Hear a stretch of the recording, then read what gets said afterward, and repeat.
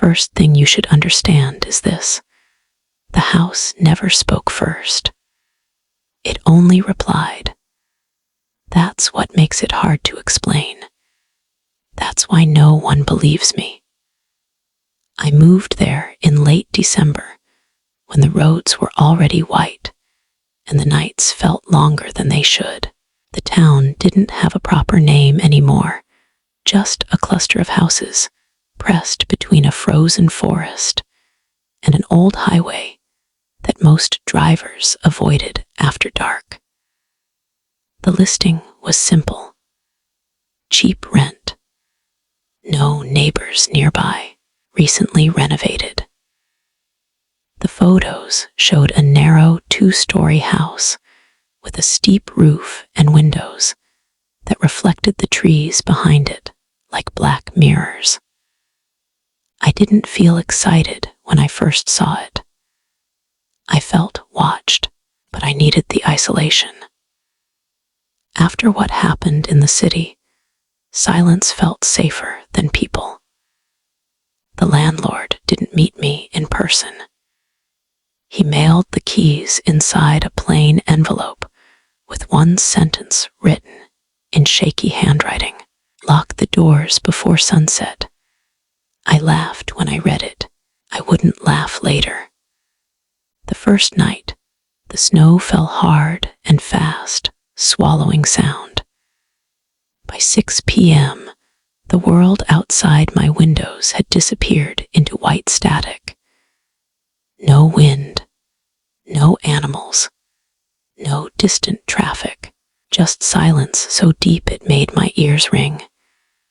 I locked the doors out of habit, not fear, made dinner, unpacked boxes, told myself the tension in my chest was just the unfamiliar space. That's when the sound started. Not footsteps, not knocking, something softer, like someone shifting their weight inside the walls. I froze with my fork halfway to my mouth. The sound moved, slow, deliberate, from the living room wall toward the staircase. Old houses make noise, I told myself, but old houses don't move with intention. I turned the TV on just to hear another voice. The screen flickered, then stabilized. A weather report. More snow. Power outages expected. I slept with the lights on. The second night, the power went out at exactly 8:17 p.m. No warning, no flicker, just darkness. My phone became the only light source in the house. I walked room to room, checking windows. Locked, bolted, frosted over from the cold. Then I noticed something that hadn't been there before.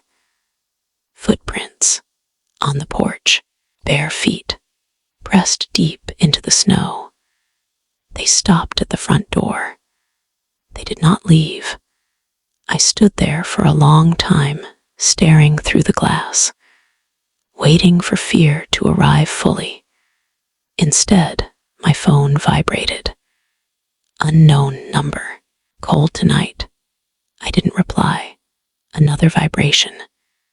You locked the door early. My heart began to pound, slow and heavy, like it was learning fear for the first time. I typed, "Who is this?" The response came instantly. The house doesn't like being ignored. I didn't sleep that night. I sat in the living room with a kitchen knife in my lap, watching the front door, listening to the walls breathe. Because that's what it sounded like. Breathing, long, shallow inhales, followed by wet, patient exhales. At dawn, the footprints were gone, but the snow around the house was disturbed, as if something had circled it for hours. Learning. Over the next week, I noticed rules forming. unspoken at first. If I locked the doors before sunset, the sounds stayed quiet. If I forgot, the house reminded me. A tap in the wall, a creak in the ceiling, a vibration in my phone. Always reactive, never initiating. One night, as a test, I whispered into the empty kitchen. "Can you hear me?" The lights flickered once. That's when I understood. The house wasn't haunted. It was listening. The messages grew more specific. You moved the chair. You left the bathroom light on. You stood at the window too long. Always things I had just done. Always correct. I tried leaving. Packed my car. Started the engine.